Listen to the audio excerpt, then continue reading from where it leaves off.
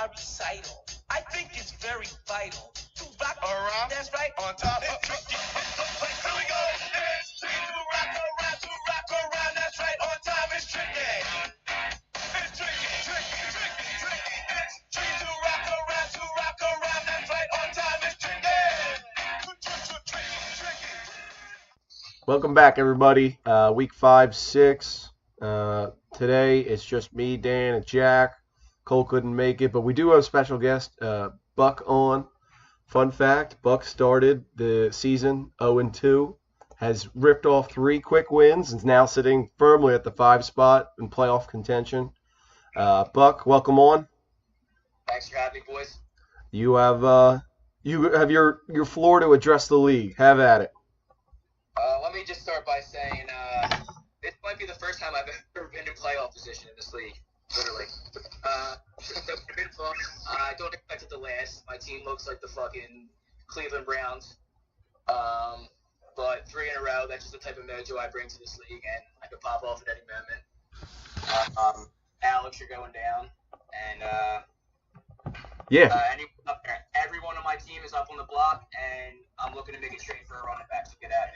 Everyone except Leonard Fournette, right? You're just waiting for that. Oh, I'm going not to. Good move. But yeah, you got a big week this week. Real test. I think I can pull off some magic again. Let's see. I think it could be closer than people think. Okay, well, let's see. Frank, greatest Eagle of all time, starting tonight. You never know; it could happen. Greatest almost Eagle. That's my autobiography title. But quick hits. Jack, Alex, and Chris are all sitting firmly 1, 2, 3, 4-1. Dan, Buck, and myself 3-2, rounding out that playoff picture. Joe Schmidt and Cole coming in at 2-3, just right on the brink. And Debsy, Billy, Ryan, and McNichol round us out at the last spots 1 through 4. I love when there's 3 at every position or 3 at every record, and very even that way. But okay, we'll go through this. Demps takes over from Cole, the worst league record at 86.34. Cole raised his point total average by 7 or 8 points with one 128-point week. However, he does only have 6 more points than Dempsey on the season, so he's still right there. Alex takes over the top scoring per week at 122.2, dropping 6 points. Let's get into the other side. Dick Foles drops back to 111. Not good, but everything's starting to regress back to the average. Jack's taking over the best defense at 86.65, which is essentially the worst scoring team every week. So congrats to you, Jack, always having a good defense.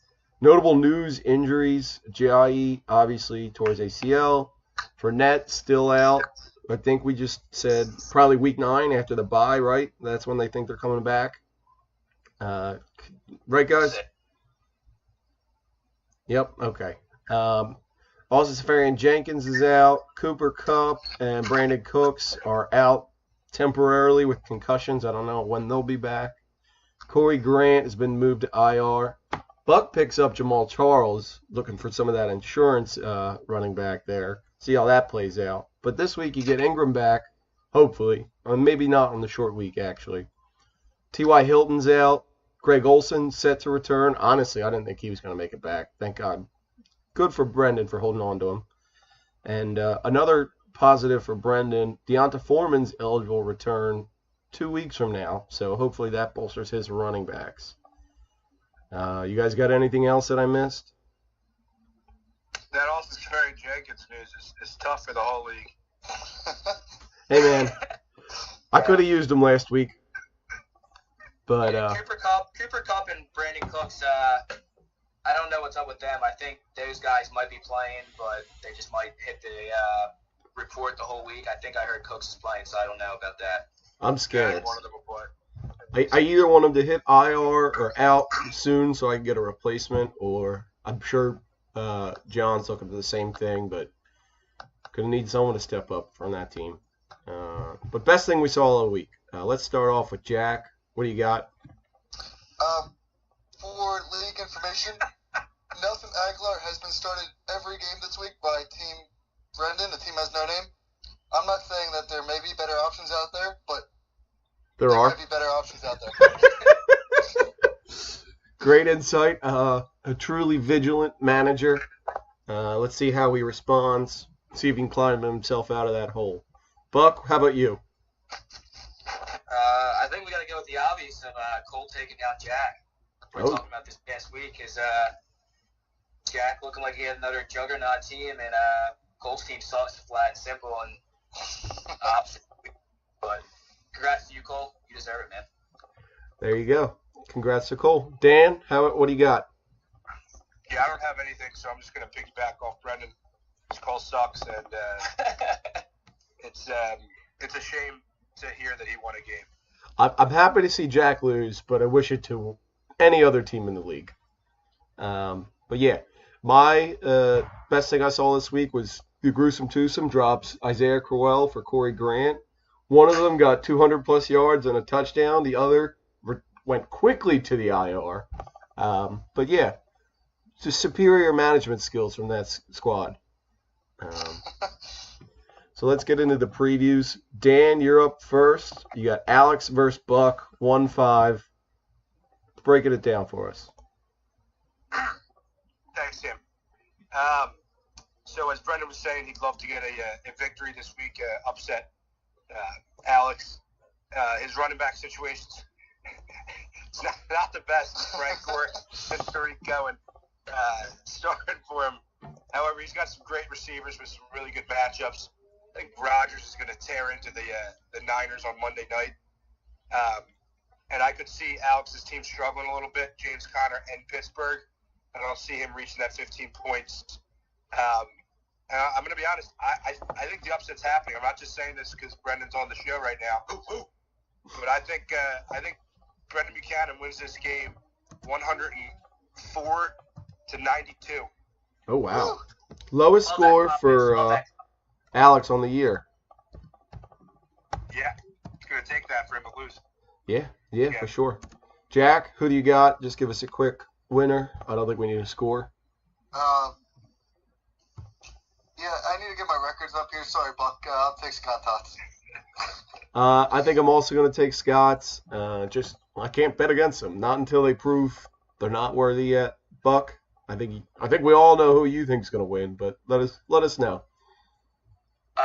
Yeah, I think I got a little more magic left in the bag. I think me and the Eagles are going to come back strong this week and take care of business like I have been for the past couple weeks. So Buck on top, maybe 200 to 55. Real confident. That's what you like to see out of your owners. Buck, why don't you break it down the next game? It's me versus McNichol, 4 versus 11. Team on the rise versus team in free fall. What do you got? Yeah, McNichol fall from grace from a couple of years ago. Championship team once before. He's got a couple good players. I like Hopkins, maybe to just carry his over yours. But don't trust Big Ben. Jared Goff. Love Sam's running back combos with Patriots, Ezekiel Elliott, Cameron Brate to step in, take a lot of targets. Nelson Aguilar, like you said, Jack, 8 catches, 20 yards isn't going to do it every week. So, I think I'm going to go with Team Skinny Fat.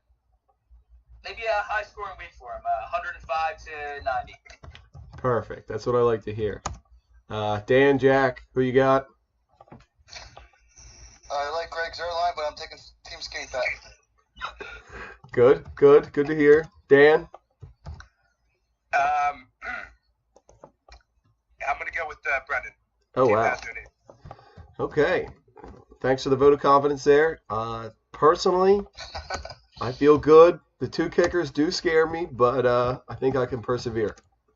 So I'm going to go into the next game. We got Jack coming off a devastating loss and Gruesome Twosome right back to where they started. Not great win, or not great loss by either. They did put up 100 points. They would have beat a couple other teams, but matchup didn't work out their way. Andy Luck versus Jets should get it done. Gurley with 20 points against Denver. I could see it happening. Prater, wow, you're projected 100 without a kicker. Great. Actually, I think this is the first week I'm projected 100, and I got to tell you, straight boner. It's amazing. But I think Jack does take it 115 to, I'll give him a fair 88. Dan, what do you think? Jack. Cool. Buck? Yeah, Chris Massachusetts team isn't too bad, but their running backs, I like Jack this week. Jack, I can assume We're bouncing back this week. Okay.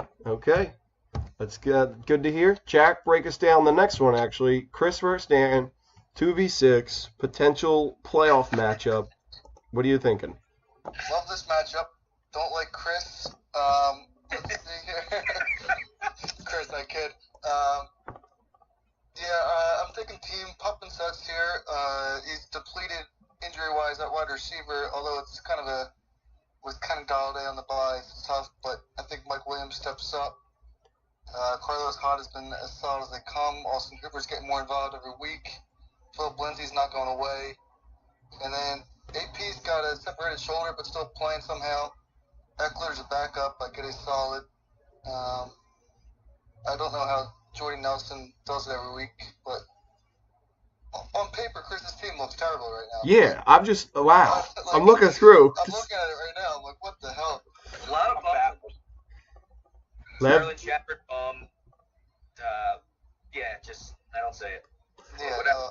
I'm thinking Pumpa Suds 93.8 to Puerto Rico 85.9. Whew. I think this will be the game of the week, but I don't think it'll be high-scoring affair. It'll be just a mud fest. So I'm excited for it, see who can suck less. But I think I'm going to take Dan as well. Jack, or Brendan, who you got? Fun fact, Chris Goggin is my ABA basketball captain. Oh, wow. He's a great captain. We have a dominant team this year, just a fucking juggernaut. His team is a bunch of bums, but I'm going to go with Chris because he's a good guy. Sounds like somebody's looking for playing time next year. Someone's angling hard. My performance shows on the court. Coach knows that as well. Perfect. Okay, Dan, I'm assuming you're going to take yourself? No, my decision is completely relying on whether or not Geronimo Allison plays. Oh, I think wow. he'll be the difference maker in this game. So I'm not going to pick. Well, okay. It's good strategy. Keep yourself neutral. If he plays, and I pick Chris if he does not. Okay. Well, then, Dan, why don't you take us through the next one? It's Dempsey versus Cole, 12 versus 9. Battle to stay relevant. Who do you got, Dan? Talking about low-scoring affairs, I think we have ourselves. I think we're in for one in this game. I really like Julio this week. He will get in the end zone, not once, not twice, but just two times. And what's going on with the Deco? Cole in and out. Cole's in. Yeah, so it's going to be a real low-scoring affair. Cole, can you mute yourself? Have just about half of Dempsey's points yet again. That'll happen the second time this year. With 39. And Dempsey's going to win this one 75 to 62. Oh, my God. Wow. Coming from the two lowest scorers of the teams, two lowest scoring teams in the league, so that's not too far off. Join the podcast. Yeah. Cole, rebuttal? I hope everybody checks out the scores from last week. It's all I got to say. Big win last week, Cole. Big win. That's what I'm talking about. Thanks, Brent. Thanks. Back off. Get away. It feels good to have you in my corner. Unlike some people on this panel. Libertor's got to go down. That took him down pretty easily, I might add. I didn't really have to stress or sweat at all. Fallon, I don't even remember. Did you win this week? Are you even in the league anymore? No comment. Sounds like he's leaving. Because I had more wins than you fucking moron. What, one more win, perhaps? Yes, more wins, as I said. But Just okay. one?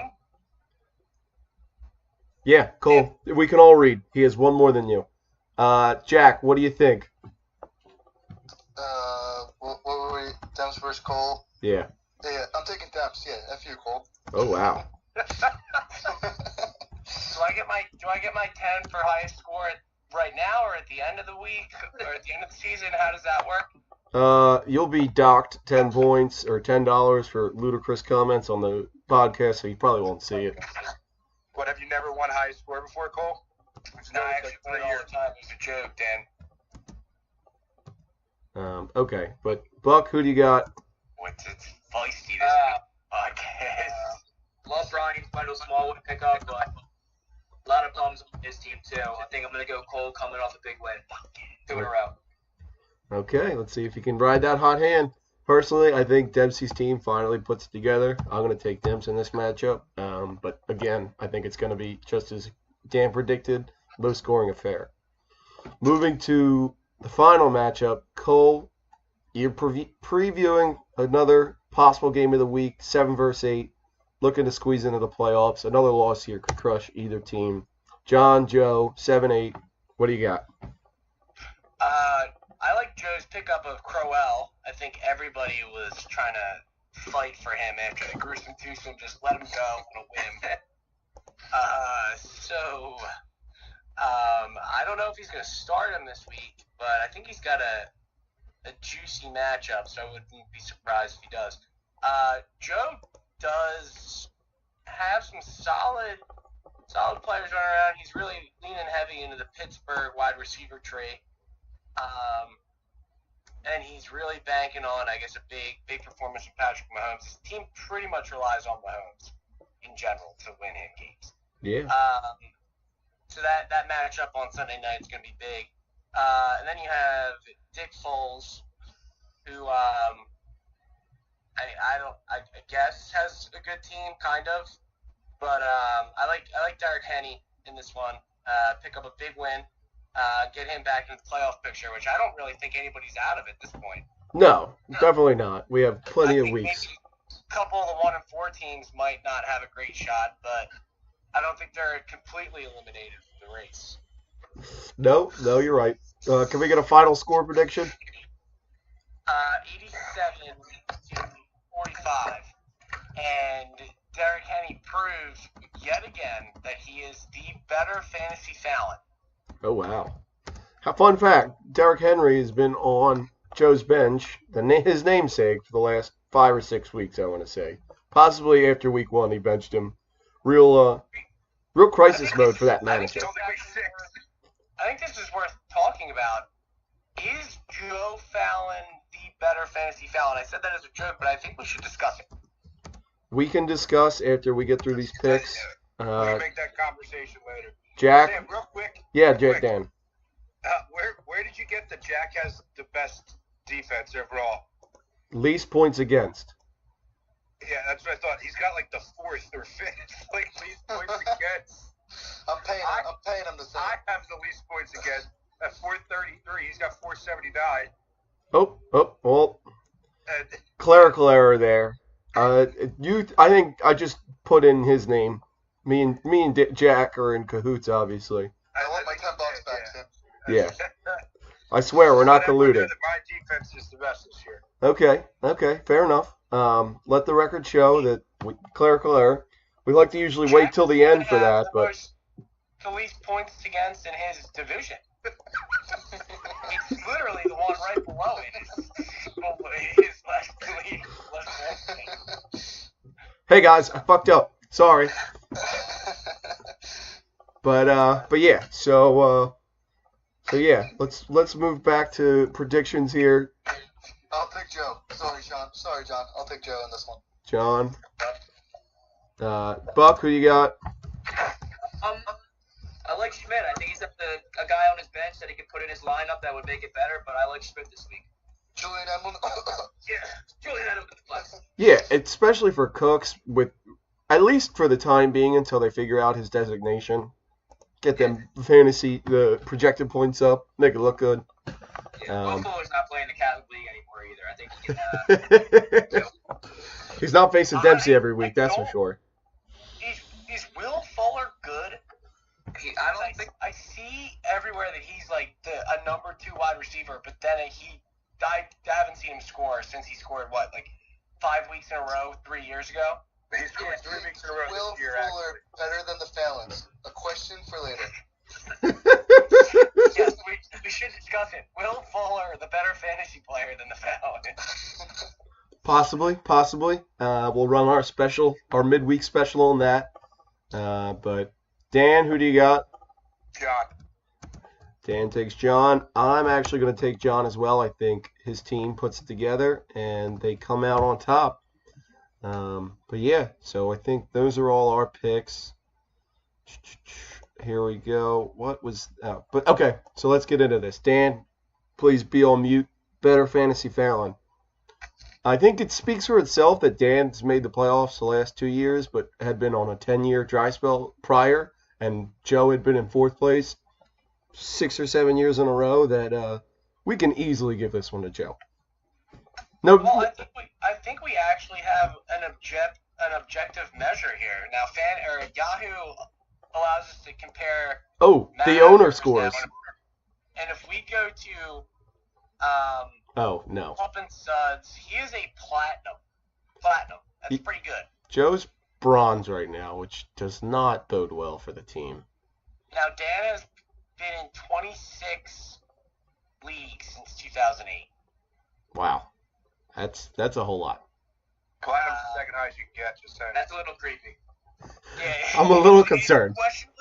Questionably creepy, somewhat impressive, mildly inappropriate. We'll have our stout team check that out, see what's really going on in that household. Yes, Joe is a bronze medalist. 0 first place trophies. Well, Dan also plays in leagues where he ends up with Zeke, Lev Bell, and like all his retarded little cousins. Just trade him all the good players. That never happened. I don't know the specific names, but you were in a pretty dumb league last year. I know that for a fact. Once a year, Dan's like, yeah, I just made a trade for Aaron Rodgers. And we're like, oh, who'd you trade for him? And they're like, Will Fuller. Kyle Rudolph. It's like, what? It's boggling the type of talent he surrounds himself to bolster his numbers. Concerning to say the least. Hey, I'd like to do a little segment this week too. I'd like to do word association. Wait. This guy comes on 25 minutes late and he wants his own segment? He's hijacking the whole broadcast. I want to do word association. I want to name a team, and I want the first word that pops into mind for everybody about that team. All right, wait. I'll say the names and you say the word.